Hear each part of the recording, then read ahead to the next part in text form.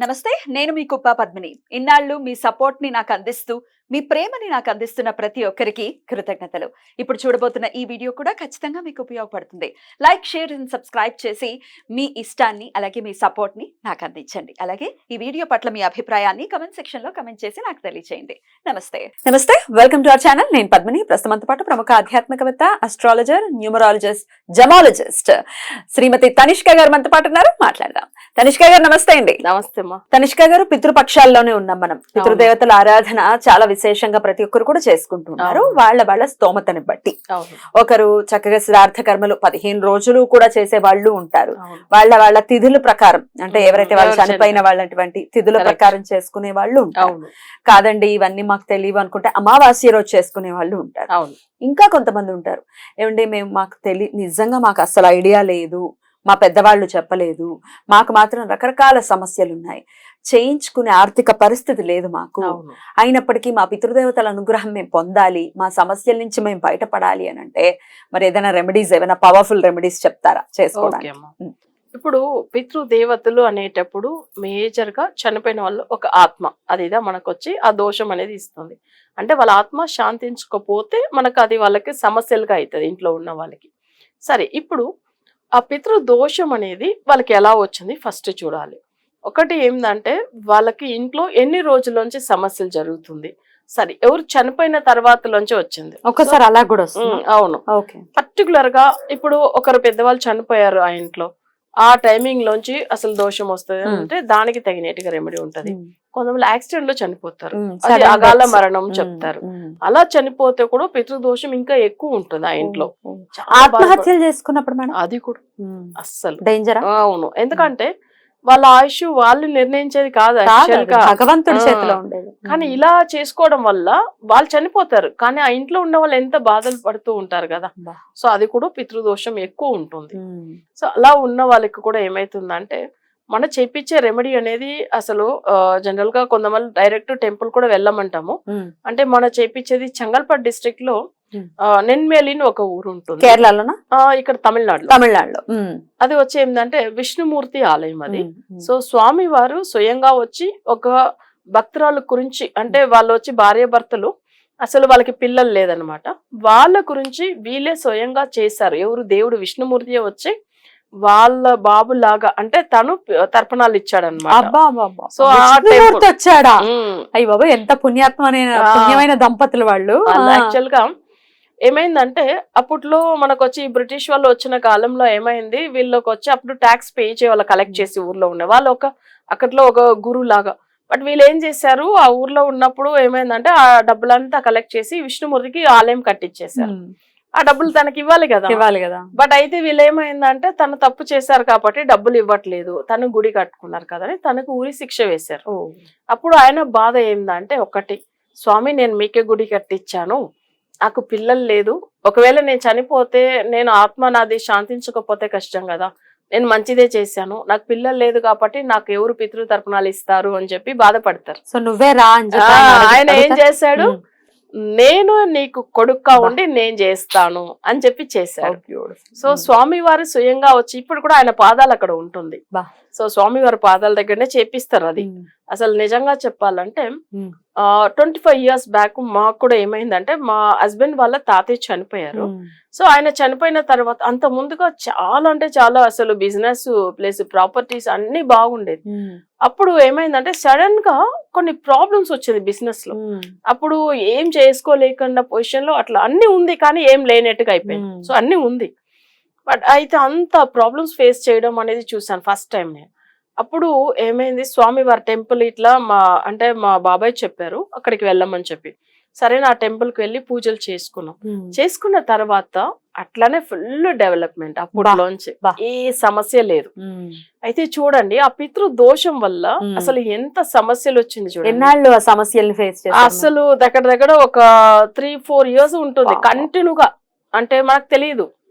But అయితే ఒక 4 years పైన ఉంటుంది. మనకి ఇవన్నీ విషయాలు తెలియదు, వాళ్ళు చనిపోయిన తర్వాత సమస్య వచ్చింది అనేది కూడా అప్పట్లో అంత తెలియదు కదా. సో నాది జ్యోతిష్యం స్టార్ట్ అయ్యి 20 years అయింది. అవునండి, దానికంటే ముందుగా, అప్పుడు 5 years ముందుగా. బట్ అయితే అప్పుడు ఆ 5 years లో ఏమైందంటే, మనకు ఆ తర్వాతనే జ్యోతిష్యం గురించి వచ్చాము, చాలా మంచిగా అయ్యాం. మళ్ళీ బిజినెస్ అన్ని బాగానే అయింది, అన్ని బాగున్నాము.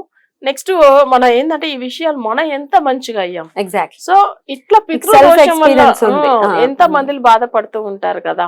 సో అలాంటి వాళ్ళకి ఆ టెంపుల్ వెళ్ళి చేసుకోవచ్చు. మళ్ళీ చెప్పరా టెంపుల్ పేరు? అది వచ్చి చెంగల్పట్టు డిస్ట్రిక్ట్.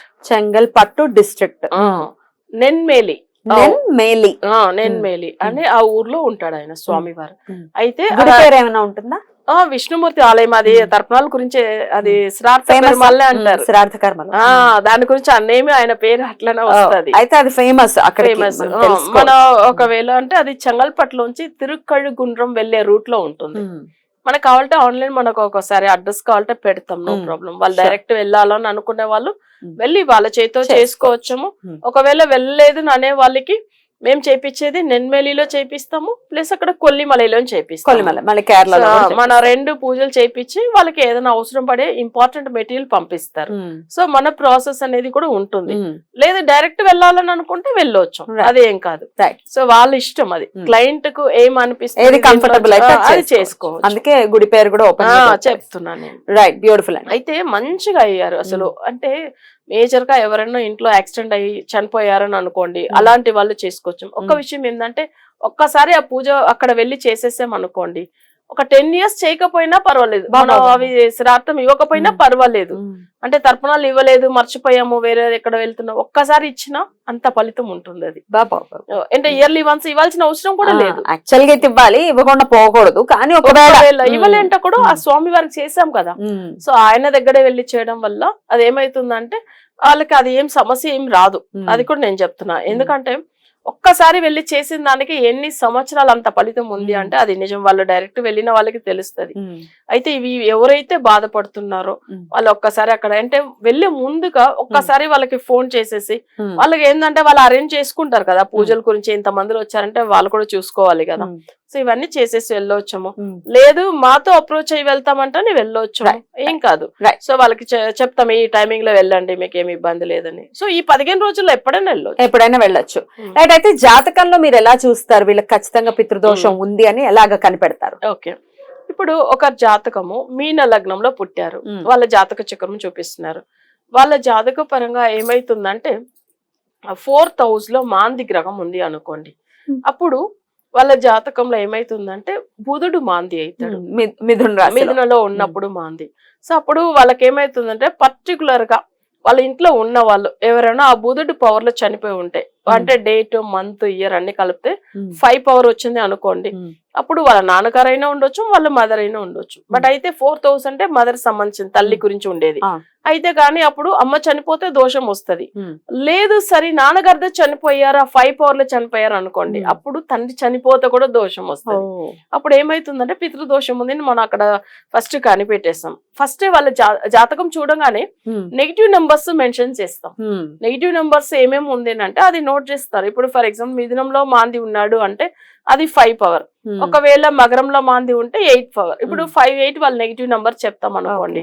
ఈ 2 నంబర్ లో వాళ్ళ ఇంట్లో ఉన్న వాళ్ళు ఎవరైనా వాళ్ళ తాతయ్య ఉండొచ్చు, నాన్నమ్మ ఉండొచ్చు, లేదు వాళ్ళ నాన్ననే ఉండొచ్చు, ఎవరైనా చనిపోతే సో ఆ పితృదోషం వాళ్ళకి ఉందని అర్థమైపోతుంది. సరే ఇంకొకటి చూడండి, పర్టికులర్ గా ఒక ఇంట్లో ఎవరైనా పెద్దవాళ్ళు చనిపోతే ఎవరైనా ఒకరికి పితృదోషం వస్తుంది. కొన్ని ఇళ్లలో చూడండి వాళ్ళ ఫ్యామిలీ అందరికీ పితృదోషాలు ఉంటుంది. ఎందుకంటే అది శని పవర్లనో రాహు పవర్లనో వాళ్ళ పెద్దవాళ్ళు చనిపోతే, లేకపోతే వాళ్ళ కుటుంబ స్థానంలో కేతు ఉండి ఆ కేతు పవర్ లో మాంది ఉంటే, కేతుతో మాంది ఉన్నప్పుడు కేతు పవర్ లో ఎవరన్నా చనిపోతే టోటల్ ఫ్యామిలీ అందరూ సఫర్ అవుతారు. అది వచ్చి మనం ఈజీగా కనిపెట్టవచ్చు. అందరికీ సమస్యలు ఉంది. కొన్ని ఇళ్లలో చూడండి వాళ్ళు చనిపోయినప్పటిలోంచి ఎవరో ఒకరికి సమస్య ఉంటది, కొంతమందికి అట్లా కాదు, వాళ్ళందరికీ సమస్యలు వస్తుంది. అది జాతకం చూస్తేనే అర్థమైపోతుంది. సరే ఇప్పుడు వీళ్ళు ఏం చేస్తారు, ఎన్ని పూజలండి చేశామండి, మీరు చెప్పాల్సింది లేదు, అన్ని తిరిగాము పితృదోషాలకు మేము చేస్తూనే ఉన్నాము అంటారు, కానీ ఫలితం అయితే లేదని అంటారు. వాళ్ళ జాతక పరంగా వాళ్ళు పూజలు చేయించుకుంటే 100% ఆ పితృదోషం నుంచి బయటపడవచ్చు. సో ఫలితం 100% ఉంటుంది. బ్యూటిఫుల్. డెఫినెట్ గా దాన్ని చేయించుకునే విధానంలో చేయించుకోవాలి. దాని పక్షంలో మేడం ని కూడా కాంటాక్ట్ చేయొచ్చు. Right madam, thank you so very much అండి. నమస్తే.